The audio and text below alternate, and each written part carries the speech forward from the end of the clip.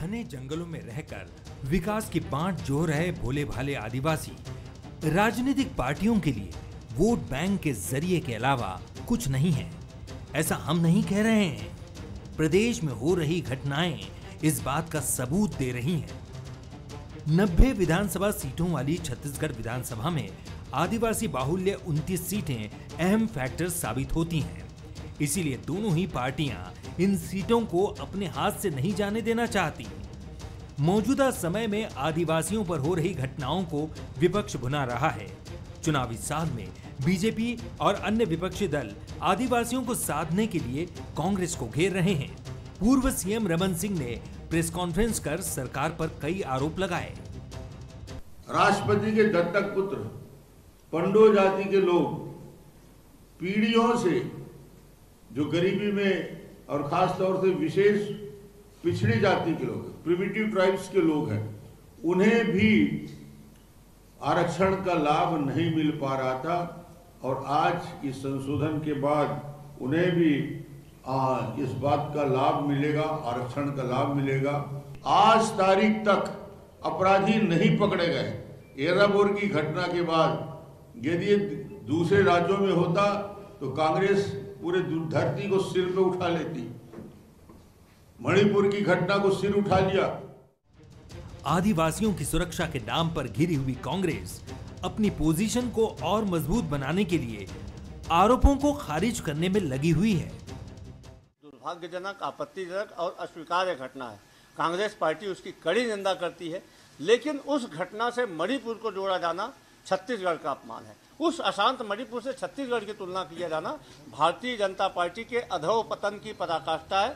Congress party इसकी कड़ी निंदा करती है। अरे वही छत्तीसगढ़ है जब भारतीय जनता पार्टी के राज में झलियामारी में 6 से 14 साल के मासूम बच्चियों के साथ महीनों दुराचार होता था और रमन सरकार एफआईआर दर्ज नहीं करती थी।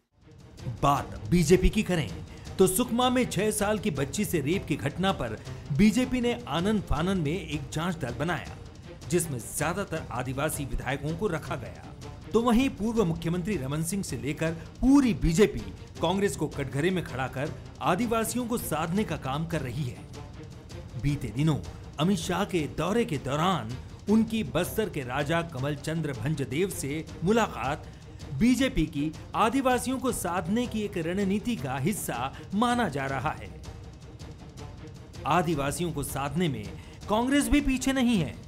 कांग्रेस के पास मौजूद हालात में 27 सीटें हैं और आने वाले चुनाव में कांग्रेस अपनी एक भी सीट खोना नहीं चाहती।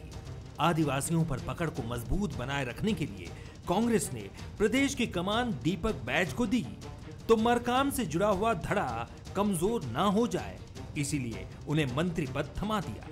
सरगुजा की सीटों पर दबदबा बनाए रखने के लिए टीएस सिंहदेव को डिप्टी सीएम की कमान दी। वैसे राजनीतिक पार्टियों को आदिवासियों में इतनी दिलचस्पी क्यों है, ये समझाते हैं। 29 आदिवासी सीटें, सरगुजा और बस्तर आदिवासी बाहुल्य। मौजूदा स्थिति में कांग्रेस 27 सीटों पर, बीजेपी के पास 2 आदिवासी विधायक।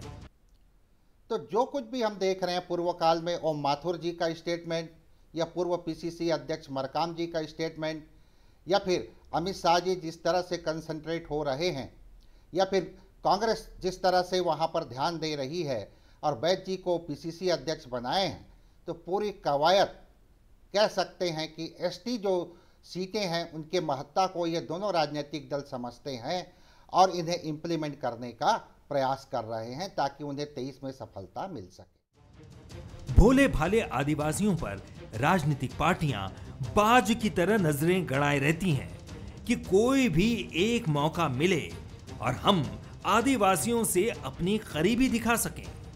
लेकिन सच तो ये है, आज भी कई गांवों के आदिवासी विकास की दौड़ में पीछे हैं। बहरहाल उम्मीद यही करते हैं कि इस चुनावी साल में वोट बैंक के जरिए ही सही इन भोले भाले आदिवासियों का कुछ भला हो जाए। Bureau report, Bansal news. चुनावी संग्राम में इस बार पासा लगता है आदिवासी ही पलटेंगे, खास तौर से बस्तर के। तभी तो बीजेपी से लेकर कांग्रेस तक और आम आदमी पार्टी से लेकर सर्व आदिवासी समाज तक हर कोई आदिवासियों पर ही डोरे डालने में लगा हुआ है। हाल के दिनों में देखें तो बीजेपी के शाह मिशन का मूल सार ही बस्तर रहा। यह बात भी सही है कि बस्तर को सत्ता की चाबी कहा जाता है, लेकिन 2018 में सरगुजा ने कहीं ना कहीं बस्तर की उस बात को कम कर दिया था, क्योंकि माना यह भी जा रहा था कि फतेह करना अगर आपको पूरा छत्तीसगढ़ है तो उसकी सियासी चाबी बस्तर से होकर जाती है, तभी आप शीर्ष पर पहुंचेंगे। एक बार फिर चुनावी केंद्र बिंदु बस्तर बन गया है। पिछले दिनों सुकमा में आदिवासी बच्ची से बलात्कार मामले में पूरी बीजेपी आक्रामक हो गई थी। वहीं आज डॉक्टर रमन सिंह और अरुण साव ने प्रेस कॉन्फ्रेंस लेकर खुद को और खुद की पार्टी को आदिवासियों का सबसे बड़ा हितैषी करार दे दिया। दूसरी तरफ कांग्रेस कवासी लखमा को पावरफुल बनाकर और दीपक बैच को पीसीसी की कमान सौंपकर बस्तर का सबसे बड़ा रहनुमा साबित करने में जुटी हुई है। कुल मिलाकर बस्तर चुनावी दांवपेच का सबसे बड़ा उदाहरण बन गया है। नमस्कार, आज का मुद्दा में आप सभी का स्वागत है। मैं हूं आदित्य नामदेव। तो क्या वाकई में आदिवासियों का दर्द पॉलिटिकल पार्टियां महसूस कर रही हैं, या फिर एक बार फिर वोट बैंक का जरिया ये आदिवासी बनते जा रहे हैं? आदिवासी हित की बात कर क्या सत्ता हासिल करने का प्रपंच पॉलिटिकल पार्टियां रच रही हैं, या फिर वाकई में आदिवासी हित की सोच अब राजनीतिक दलों में जाग गई है? आदिवासियों को कौन सच्चा हितैषी और कौन झूठा, आदिवासियों के लिए यह भी तय करना है। और पार्टियां क्या अपने आप को सच्चा हितैषी बताने की कोशिश कर रही है और दूसरी पार्टी को झूठा? क्या 2023 में भी आदिवासी राजनीतिक चलनी में चले जाएंगे? तमाम मुद्दों पर आज हम विस्तार से करेंगे चर्चा। हमारे साथ चर्चा करने के लिए फिलहाल दो खास मेहमान मौजूद हैं। भारतीय जनता पार्टी के मेहमान हमारे साथ थोड़ी देर में जुड़ेंगे। हमारे साथ रामावतार तिवारी जी हैं, वरिष्ठ पत्रकार हैं, बहुत स्वागत करता हूं मैं उनका। हमारे साथ धनंजय सिंह ठाकुर जी हैं, कांग्रेस के वरिष्ठ नेता हैं, प्रवक्ता हैं, बहुत स्वागत करता हूं उनका। सबसे पहले मैं धनंजय जी के पास ही चलता हूं। धनंजय जी, अभी हाल में कांग्रेस में देखा है कि बस्तर में बहुत ज्यादा बस्तर को लेकर ध्यान है। 2018 में बस्तर के साथ साथ सरगुजा ने भी आपको बड़ी जीत दी थी, आपको याद होगा 14 की 14 सीटें आपको मिली थी। फिर आप लोग ज्यादातर फोकस बस्तर में ही क्यों किए? सरगुजा की सभी सीटें आ रही, कॉन्फिडेंस है क्या आप लोग को? एक मंत्री भी गायब कर दिया आपने सरगुजा से। देखिए, कांग्रेस पार्टी ने हमेशा आदिवासी वर्ग के हित के लिए काम किया और आदिवासी वर्ग ने हमेशा से कांग्रेस पार्टी पर ही भरोसा किया है। आज देखेंगे छत्तीसगढ़ में लगभग 29 सीटें हैं आदिवासी वर्ग की है, जो आरक्षित सीटें हैं। उसमें 27 सीटों पर कांग्रेस के प्रत्याशी हैं और कांग्रेस की जीत वहाँ पर हुई है। और निश्चित तौर पर हमारी जब सरकार बनी छत्तीसगढ़ में, हमने आदिवासी वर्ग के हित के लिए बेहतर काम किया है। चाहे मैं पैसा के नियम बनाकर देने की बात कर लूँ, चाहे मैं आदिवासी वर्ग के जो जीविकोपार्जन के लिए काम करना, जैसे तेंदुपत्ता का मानक दर 4,000 रुपये देना, 65 रुपये की समर्थन मूल्य में खरीदी करना, उनके जो कानूनी अधिकार उनको देना, आदिवासियों के जमीन लौटाना, साथ साथ आदिवासी वर्ग को ज़्यादा से ज़्यादा प्रतिनिधित्व देने का काम अगर किसी ने किया है तो भूपेश बघेल जी की सरकार ने किया है। इसी में बस्तर की बात कर लेता हूं। 15 साल तक बस्तर विकास प्राधिकरण के अध्यक्ष डॉक्टर रमन सिंह हुआ करते थे बतौर मुख्यमंत्री, जबकि वहां के आदिवासी वर्ग हमेशा चाहते थे उनका प्रतिनिधित्व उनको दिया जाए। मुख्यमंत्री भूपेश बघेल जी ने बस्तर विकास प्राधिकरण का नेतृत्व आदिवासी लीडरशिप को देने का काम किया है। उसके साथ साथ मध्य विकास प्राधिकरण और सरगुजा विकास प्राधिकरण बनाकर भी वहाँ आदिवासी वर्ग को प्रतिनिधित्व देने का काम किया है। हमारी सरकार में मोहन मरकाम जी, अमरजीत भगत जी, कवासी लखमा जी, प्रेम सा टेकाम जी और अनिला भिड़े जी मंत्री हैं जो उस वर्ग से आते हैं, जो वर्ग की बात करते हैं। तो स्वाभाविक सी बात है, जो आदिवासी वर्ग ने हमेशा हमारे लिए काम किया, हम उन वर्ग को उनके अधिकार भी दे रहे हैं, उनका प्रतिनिधित्व भी दे रहे हैं, उनके जो कानूनी अधिकार वो भी दे रहे हैं, उनके संस्कृति के लिए हम काम कर रहे हैं, उनके संस्कार के लिए काम कर रहे हैं, उनके रोजी रोजगार के लिए काम कर रहे हैं और उनके जमीनों को भी लौटाने का काम किया है। तो निश्चित तौर पर सरकार हमेशा से आदिवासी वर्ग के साथ में रही और कांग्रेस पार्टी को हमेशा आदिवासी वर्ग का विश्वास मिला और उन्होंने, कांग्रेस ने भी उनकी भलाई के लिए काम किया है। रावत जी, आदिवासियों के मुद्दे को जिस तरह से दोनों ही पार्टियां उठा रही हैं, दोनों ही पार्टियों की क्या बात करें, हर राजनीतिक पार्टी अपने आप को आदिवासियों का सबसे बड़ा हितैषी बता रही है। इसके पीछे का एजेंडा क्या है? क्या वोट बैंक है या फिर कुछ और? ये सवाल का आप जवाब दीजिएगा। मैं उतनी देर में टेक्निकल टीम से कहूंगा कि अभी तक श्रीचंद सुंदरानी जी आए नहीं है, अगर फोन पे उनसे हम कनेक्ट कर पाए तो हम फोन से उनसे चर्चा आगे बढ़ाएंगे। उसके बाद अगर वो आ जाते हैं तो बेहतर है, नहीं तो फोन से उनसे हम कनेक्ट करने की कोशिश करें। रावत जी अपना जवाब देंगे।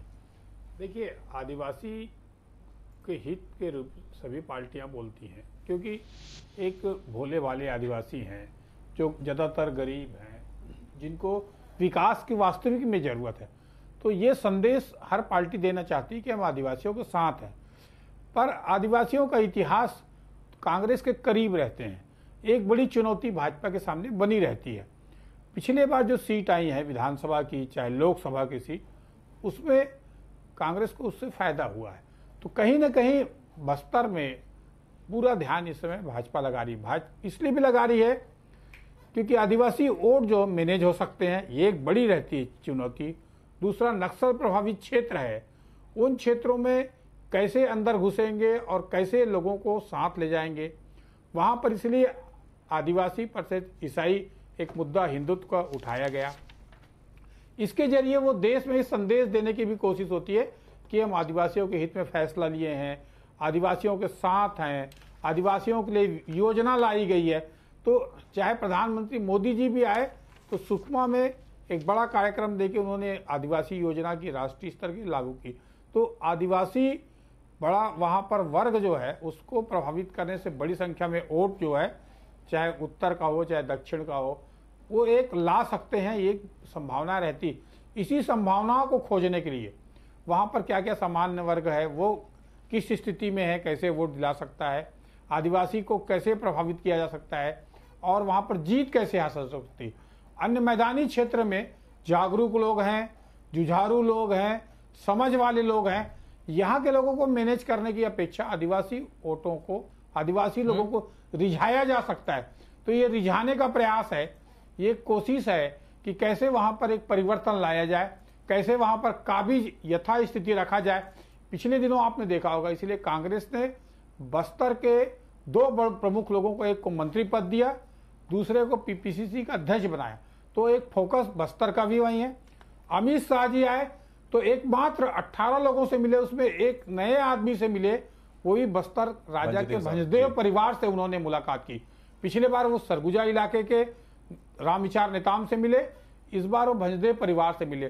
तो वो संकेत दे रहे हैं कि आदिवासी वोट कैसे अपने साथ आ सकता है, आदिवासी क्षेत्र के लीडर कौन है, उनको कैसे तवज्जो दी जा सकती है, वहां की योजनाएं कैसी है। पिछले दिनों देखा होगा आपने, केंद्र सरकार ने कल ही लोकसभा में जो कुछ जातियों को जो उनकी मांग थी पुरानी, उनको दिया गया।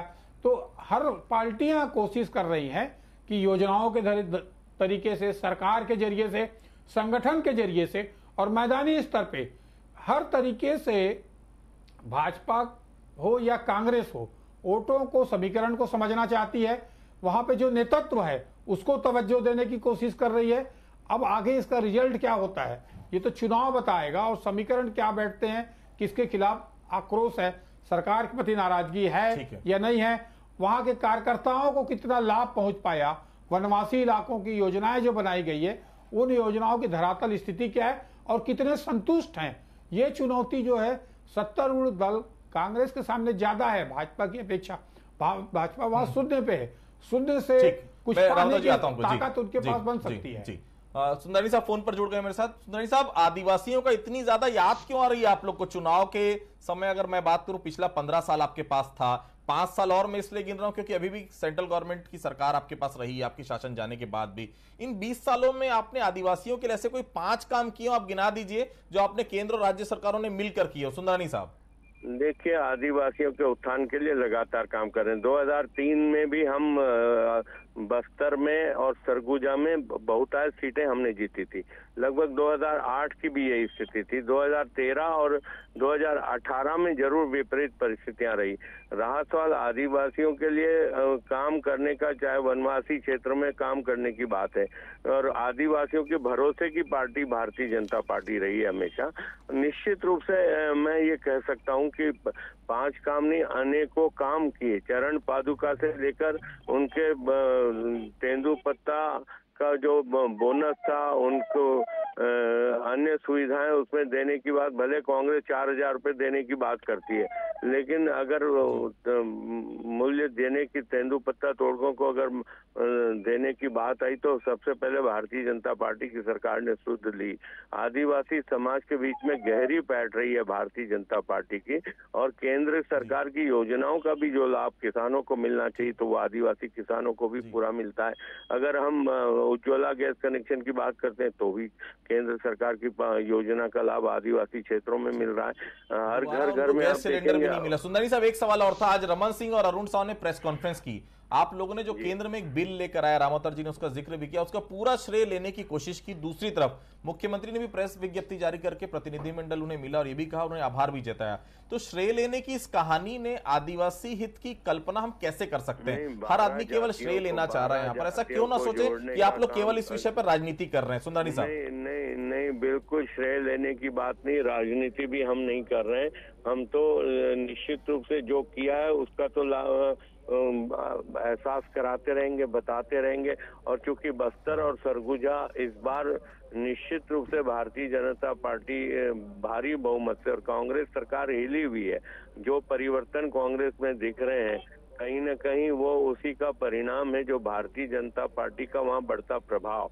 जिस प्रकार से अमित शाह जी लगातार लगे हुए हैं, आपने देखे, भले कांग्रेस क्रेडिट देती है नक्सलवाद के सफाई में, लेकिन वो कांग्रेस भूल जाती है कि अमित शाह जी के बिना सपोर्ट के नक्सलवाद पे अंकुश नहीं लगाया जा सकता था। दिल्ली से रायपुर आके बैठ के उन्होंने नक्सल समस्या पर बैठक ली, इतने गंभीर रहे और उन्होंने कहा था कि हम 2022-23 में नक्सलवाद को पूरी तरह, ये तो कहीं न कहीं कांग्रेस पार्टी की नक्सलियों के प्रति नरम रुख के कारण पूरी तरह से सफाया नहीं हुआ, बल्कि कुछ एरिया में तो बड़ी है नक्सल समस्या।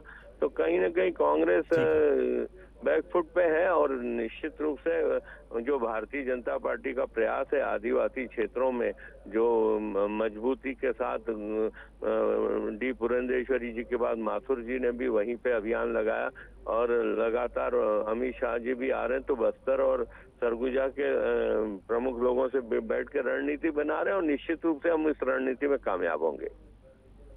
ठीक है धनंजय जी, आप लोगों ने आज रंजना साहू जी को जाने क्यों नहीं दिया? जगदलपुर वो पहुंची तो कह रही हैं कि जाने नहीं मिला। भाई महिला विधायक हैं, खुद महिला है, महिला सुरक्षा की जांच करने गई थी, कर लेने देते। इसका मतलब क्या ये है क्या जो भारतीय जनता पार्टी आरोप लगा रही है, आप लोग कुछ छुपाना चाहते हैं उस पोटा केबिन में? देखिए, मुझे ऐसा लगता है कि पोटा केबिन के आड़ में भारतीय जनता पार्टी ने मणिपुर में ही हुई घटना के बचाव के लिए दल बनाया है। आज वहाँ पे उनको जाना था तो सीधा उनको आश्रम जाना था, लेकिन उनको तो राजनीति करना था, क्योंकि जिस प्रकार से मणिपुर में भारतीय जनता पार्टी की सरकार की जो निर्लजता सामने आई है, जो वहाँ की जनता की जो असुरक्षा वहाँ पे है, तो भारतीय जनता पार्टी से पर्दा करना चाहती है। पोटा कैबिन मामला निश्चित तौर पर बहुत दुखद मामला है। उसमें अधीक्षक और सह अधीक्षक को निलंबित कर दिया गया है, एफआईआर दर्ज हो गई है, पॉक्सो एक्ट में एफआईआर दर्ज हुई है, लेकिन भारतीय जनता पार्टी वहां जाना ही नहीं चाहती थी ना। वहां जाने से कौन उनको मना करता? सुरक्षा के पूरे लगे हुए थे, आखिरी में सुरक्षा के अधिकारी उनको वहां पर लेके जाने का काम किया है। पर भारतीय जनता पार्टी की मंशा है, क्योंकि ये तो हमेशा से आदिवासियों के विरोध में काम किया है ना। आज मणिपुर में क्या हुआ है? मणिपुर में वो जो 3 महिलाएं जिनको निर्वस्त्र करके घुमाया गया है, 15 दिन बाद उसके एफआईआर दर्ज होता है और 80 दिन तक अपराधी पकड़े नहीं जाते हैं। यहाँ तो आपराधिक घटना हुई है, निश्चित तौर पर उसकी हम निंदा करते हैं, पर अपराधी को पकड़ने के लिए एफआईआर तो दर्ज हुआ है, पकड़े जा रहे हैं, तो भारतीय जनता पार्टी राजनीति करना। दूसरी बात, मैं सुन रहा था सुंदरानी जी को, सुंदरानी जी की याददाश्त थोड़ी सी मुझे लगता है कि जागरूक करना पड़ेगा। यही वो बस्तर है जिनके जमीन छीनने का काम रमन सिंह के सरकार में हुआ था, और यही वो छत्तीसगढ़ है जहां 15 साल तक भारतीय जनता पार्टी की सरकार थी, लेकिन 12 जातियों को आदिवासी वर्ग में शामिल होने के लिए कोई प्रयास नहीं किया गया था। 2014 से 2019 तक भी केंद्र सरकार थी। भूपेश बघेल जी ने जब पत्र लिखकर जो 12 जातियों की मांग को केंद्र सामने रखा है, तो आज सफलता मिली है। तो ये झूठ किस लिए लेते हैं? ये तो चाहते हैं कि आदिवासियों का आरक्षण खत्म हो जाए। भारतीय जनता पार्टी ये चाहती है। वहां पे इन्होंने जमीन छीनने का काम किया, बस्तर के निर्दोष आदिवासियों को नक्सली बताकर जेल में किसने बंद किया था? रमन सिंह के सरकार बंद हुआ था। जलियांवाला बालिका के आश्रम में जो दुराचार की घटना हुई, मीना खलको के साथ दुराचार की घटना हुई, सारकेगुड़ा कांड हुआ, पेद्दागुलूर कांड हुआ, वहां पे जमीनें छीने गई। 15 साल में इन्होंने पैसा के नियम नहीं बनाए। ये कभी आदिवासी के साथ नहीं थे। आदिवासी ही नहीं, भारतीय जनता पार्टी सिर्फ 2 लोगों के साथ में है, 2 पूंजीपतियों के साथ में, देश के किसी वर्ग के साथ में नहीं है। मध्य प्रदेश में आप देख लीजिए, आदिवासी युवक के चेहरे पर भाजपा के नेता पेशाब कर देता है। आज उत्तर प्रदेश घटना देख लीजिए, दलित ऊपर पेशाब कर जाता है। मणिपुर में देख लीजिए प्रकार से आदिवासियों पर अत्याचार हुआ है। ये तो पूंजीपतियों का समर्थक है, इनको राजनीति करना है। और बस्तर और छत्तीसगढ़ के लोग समझ चुके हैं कि भारतीय जनता पार्टी किसी की हितैषी नहीं है, चाहे सरगुजा हो, चाहे बस्तर हो, चाहे दुर्ग संभाग हो, बिलासपुर संभाग हो, रायपुर संभाग हो। भारतीय जनता पार्टी का 14 सीट भी बचना मुश्किल है, इसलिए दौड़ दौड़ कर अमित शाह आते हैं। दूसरी बात, 2014 से 2019 तक केंद्र में भाजपा की सरकार थी, छत्तीसगढ़ भाजपा की सरकार थी, क्यों नक्सलवाद समाप्त नहीं हुआ? क्या नक्सलवाद क्यों समाप्त नहीं हुआ? आज हमारी सरकार नक्सलवाद को खत्म करने में कामयाब हुई है, क्या समापन जा रहे हैं तो झूठे से रह रहे हैं। केंद्र में 14 तक में सरकार थी, आप राज्य में सरकार में थे, नक्सलवाद खत्म नहीं किए बल्कि नक्सलवाद को बढ़ाने का काम किया भाजपा सरकार ने। दामोदर जी, बस्तर ही क्यों फोकस? अमित शाह आते हैं, बस्तर की बात करते हैं, कांग्रेस भी बस्तर पर ही फोकस कर रही है। क्या इस बार के चुनाव में सियासत का केंद्र बिंदु केवल बस्तर ही रहेगा रामावतार जी? बस्तर इसलिए है कि आदिवासी जो वोट है उसका समीकरण कैसे बैठ सकता है, उसका एक थोक सीट आ सकती है, एक बड़ा क्षेत्र संदेश जा सकता है राष्ट्रीय स्तर पर, और दूसरा वहां पर जो नक्सलवाद है वो उससे कैसे निपटे गए, योजनाएं कैसी बेहतर बनी है, नेतृत्व तो कैसे तैयार हो सकता है। एक बड़ी समस्या भाजपा के पास ये है कि वहां पर नेतृत्व कमजोर है, अभी बस्तर में आपस के झगड़े हैं, तो उसको कैसे ठीक किया जाए, संगठन को नीचे स्तर पर कैसे ले जाया जाए। दूसरी तरफ नक्सलवाद है, उस नक्सलवाद से कैसे निपटा जा सकता है। वहां पर जो वनोपज है उसका वास्तविक हक जो गरीबों को, सरकार वेलफेयर के नाम से चलती है, सरकार छोटे और गरीब लोगों की योजनाएं बनाती है, तो वहां पर सरकार आना, वहां पर पार्टी मजबूत होना, यानी पार्टी का ये संदेश रहता है कि हम निचले स्तर पर उन गरीब शोषित जिनको जरूरत है उसके लिए काम कर रहे हैं, ऐसे संदेश देने की कोशिश में दोनों पार्टियां लगी हैं। और एक बड़ा संदेश देने की, सीटों का गणित अलग है, सीटों के अलावा राजनीतिक संदेश जो देना है कि हम आदिवासियों के साथ हैं और आदिवासी कैसे हो सकते हैं हमारे साथ, इसी लड़ाई में दोनों पार्टियां लगी हुई है। सुनारी साहब, आप लोग बात तो बस्तर की कर रहे हैं, आप लोग की कोई दूरगामी सोच है बस्तर के लिए? राजनीतिक सोच मत बताइएगा, क्या आप भोले भाले बस्तरियों को केवल ठगने का काम करेंगी पार्टियां, या कोई दूरगामी सोच है भारतीय जनता पार्टी? बस्तरिया आदिवासी हो या सरगुजा के आदिवासी हो, उनका मान सम्मान बढ़े, उनका अधिकार बढ़े, उनको अपने हक मिले, ये हमारा प्रयास रहेगा। जी जी, धनंजय जी मेरे साथ जुड़े। धनंजय जी, दीपक बैच को आप लोगों ने बस्तर से प्रदेश अध्यक्ष बनाया, टीएस सिंहदेव को आपने डिप्टी सीएम बनाया, बस्तर और सरगुजा के अलावा भी 3 संभाग बचते हैं, मतलब सिर्फ क्या सत्ता के लिए आप लोग काम करेंगे क्या, या बाकी जगहों पर भी जो आदिवासी रहते हैं उनके बारे में कोई प्लान है तो वो जरूर शेयर करिए। जी, पूरे प्रदेश में देखेंगे भूपेश बघेल जी की सरकार पूरे प्रदेश में हर वर्ग के लिए योजना बनाकर काम करती, हर वर्ग के बेहतर के लिए काम करती है। हम जब किसानों की कर्ज माफ किए तो किसानों कर्ज माफी योजना में आदिवासी वर्ग भी आते हैं, उसमें ओबीसी वर्ग भी आता है, उसमें एससी वर्ग भी आता है, उसमें सामान्य वर्ग भी आते हैं। हमारी योजना में कोई भेदभाव नहीं होता है। हम जब बिजली बिल हाफ योजना की बात करते हैं, जब 44 लाख उपभोक्ताओं को बिजली बिल की लाभ मिलती है, तो वो सभी वर्ग आते हैं, किसी भी राजनीतिक दल के युवा जुड़े हो लोग हो, उनको भी उसका लाभ मिलता है। हम जब गोबर खरीदी की बात करते हैं तो बस्तर, सरगुजा संभाग, दुर्ग संभाग, रायपुर संभाग, सभी वर्गों में वो चीजें जाती हैं, वहां से हम गोबर खरीदी काम करते हैं। हम अगर गोठान बनाते हैं तो सभी संभागों में बनाते हैं। आप देखेंगे 10,000 से अधिक गोठान बनाने का हमारी सरकार ने किया है। हम सरकारी नौकरी की भर्ती की, जब 14,580 शिक्षकों की भर्ती किए तो पूरे प्रदेश भर के युवा उसमें शामिल हुए। हम तो हर वर्ग के लिए काम करते हैं, चाहे वो आदिवासी वर्ग हो या कुछ जो भी वर्ग हो। और आदिवासी वर्ग में जैसे बस्तर के क्षेत्र की हम बात करते हैं तो निश्चित तौर पर बस्तर संभाग में जो आदिवासी वर्ग उसको फोकस करके हम काम करते हैं। सरगुजा क्षेत्र में अगर हम काम करने जाते हैं, सरगुजा क्षेत्र में काम करते हैं, तो स्वाभाविक सी बात हमारी सरकार की योजना सभी के लिए है और सभी वर्ग के साथ हम न्याय करते हैं। जी, रामावतार जी, इस बार के चुनाव को आप किस रूप में देख रहे हैं? क्या 2023 का चुनाव 2018 के चुनाव से कुछ अलग होगा, या वही पुराना एजेंडा, वही पुराना मुद्दा, कुछ बदलता हुआ दिख रहा है क्या इस बार आपको? नहीं, इस चुनाव अलग होगा। अलग इसलिए होगा कि 15 साल भाजपा की सरकार थी, उसके खिलाफ जो था नाराजगी लोगों का। इस बार कांग्रेस की सरकार है और कांग्रेस अपने आप को आदिवासियों का हितैषी बताती है, तो एक चुनौती इसलिए रहेगी कि कैसे उस सीट बचा सकते हैं, बचा पाते हैं या नहीं बचा पाते हैं। एक दूसरा, नक्सलवाद की वहां पर क्या स्थिति है, क्या संदेश जा रहा है, विकास वहां पर किस गति में हो रहा है।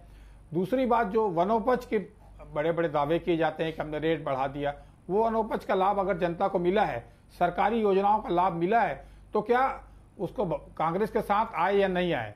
दूसरी ओर भाजपा में जो वहां पर टिकट वितरण कैसे हो रहा है, किस वर्ग के साथ जा रहा है, कैसा नेतृत्व नया तैयार करना है, क्योंकि बलीराम कश्यप के जाने के बाद वहां पर ऐसा नेतृत्व का अभाव है दूसरी पीढ़ियों का, और उत्साह नहीं है कार्यकर्ताओं में। उत्साह कैसे पैदा करेंगे, ये चुनौती भाजपा के सामने है। सोनाली साहब स्टूडियो आ गए, एक आखिरी सवाल लूंगा फिर क्लोज करना है। सोनाली साहब, ये जरूरी है कि ऐसी घटनाएं हो जाए तो जांच टीम जाए वहां जांच करे? वो तो वैसे भी सेंसिटिव जगह है, 6 साल की बच्ची का मामला, एक फोटो भी गलती से शेयर हो गई या उसकी पहचान उजागर हो गई तो शायद उस बच्ची का जीवन हमेशा। दोनों ही पार्टी को समझना चाहिए कि ऐसी रेप की घटनाओं में, ऐसी गैंग रेप की घटनाओं में, इस प्रकार से महिला विरुद्ध जब भी अपराध हो, इसमें जांच दल, क्योंकि जांच दल का कोई औचित्य होता नहीं, क्योंकि ये कानूनी रूप से सही नहीं, आपकी पार्टी के रूप में आपने भेज दिया।